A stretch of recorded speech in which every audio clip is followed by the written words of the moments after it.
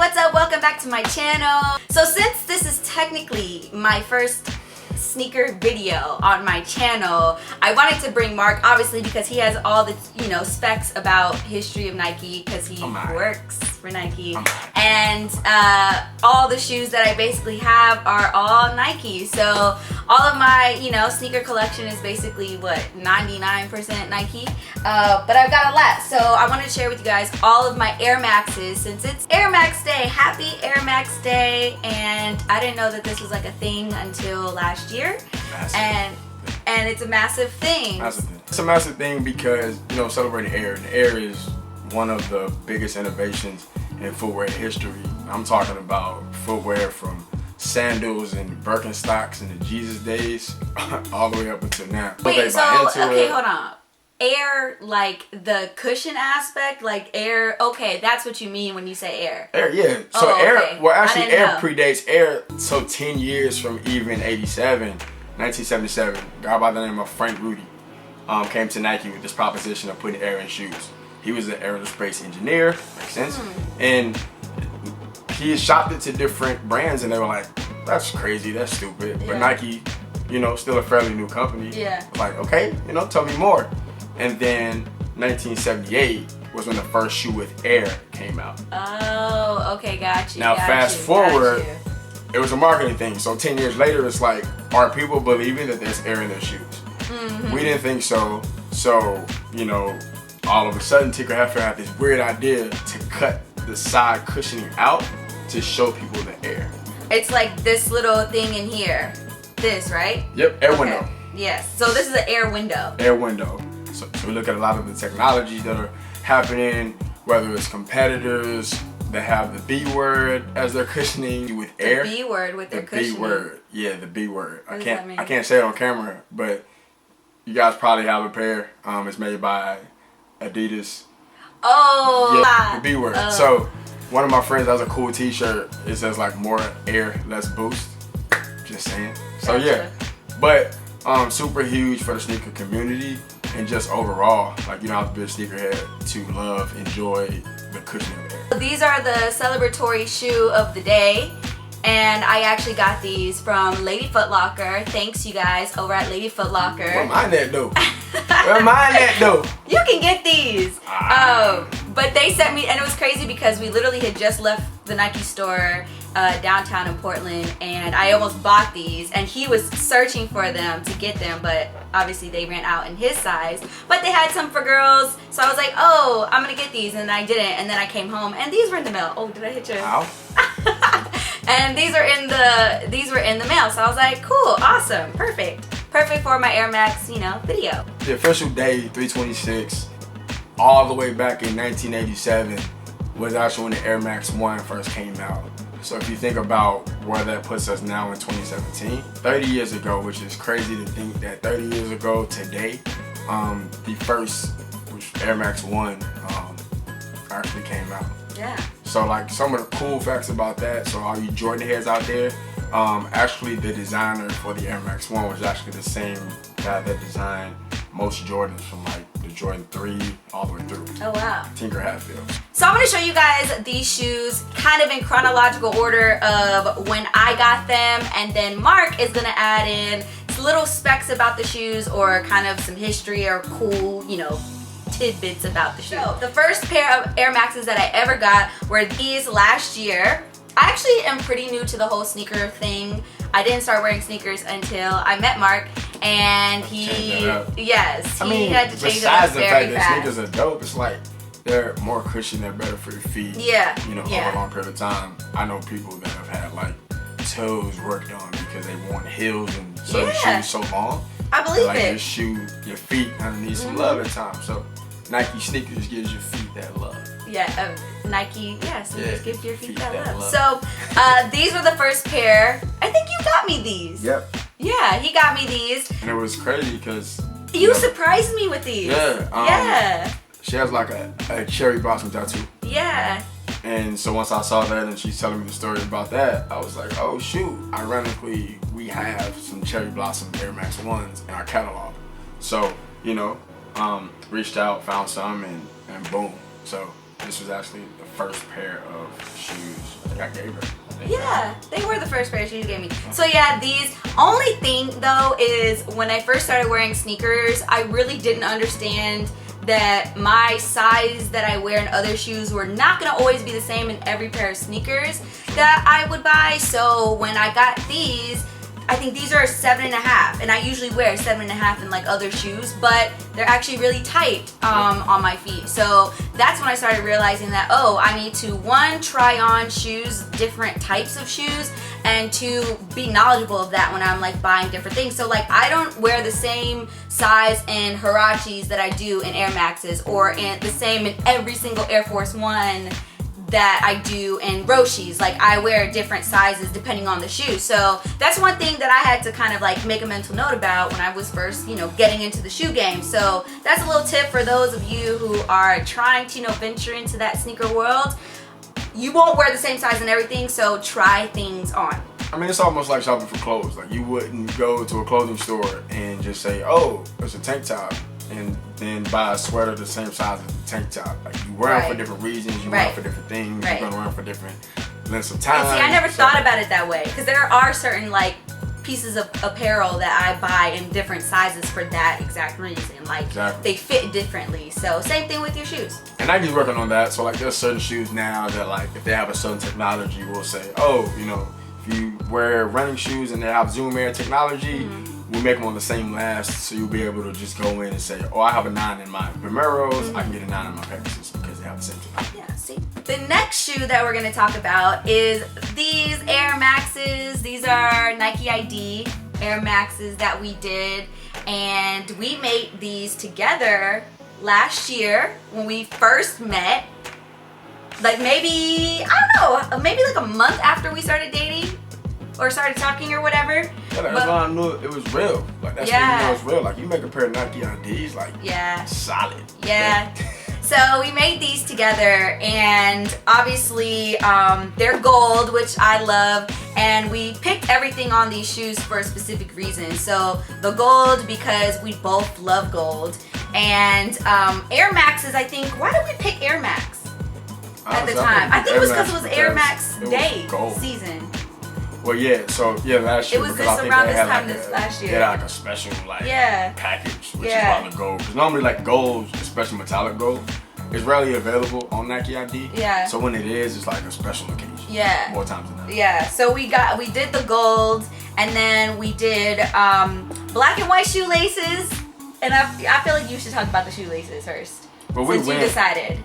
Yeah, we went back and forth on like how to make it pop. So like when I was in retail stores, I was like one of the guys that helped out with like Nike ID shoes. We have special people come in, and I'll sit down with them and kind of find like different ideas and different stories that I could bring to life through footwear and then colors. So normally you want to have like 3 major colors: gold, red, and I'm like, what's that third color that kind of like changes the shoe, makes it different than like something you buy in the store? Guys, don't go on Nike ID and make shoes that you can go buy. Like make something special that means something to you. It'll add more value to the shoe. But we're going through different things, and I'm like, yo, black and white. Yeah. And you know, I put it on, took a picture of it, kind of showed it to her before we ordered it, and she was like, it was like the last piece of the entire shoe that we decided. Actually, the last piece. Oh, on the back. I forgot about the back. Okay, so on the back, you guys can see it says what? Cremazin. Why does it say Cremazin on there? So like some of y'all like OG J watchers probably. Did you ever post pictures of like the vase? I didn't actually. Oh wow. Well, so none of y'all have seen Cremazin. When I first met her, and we had so much in common, and you know, whether it was her laughing at all my jokes or just liking the same cereals and all that stuff, and kind of me being what she looked for in a guy overall, I'm like, yo, it's crazy. Yeah. But it's amazing at the same time. Yes. So put it together, and I was like, yo, hashtag Cremazin. And so like we used to use that hashtag, and then he also got me a vase where it like has Cremazin like embroidered on there. You know, that's a great thing about Nike ID is you can like personalize things, and you know, this was really fun to create together. So if you watch this and you want to, you know, create some shoes with your boyfriend, your girlfriend, like it's a great kind of like bonding experience and, you know, a way to be creative together. So yeah. Facts. So next, the shoes that I got were these. I got these, what was this, summertime? Yeah. Summertime, these came out. I love these because of the texture on them, like this jersey gray.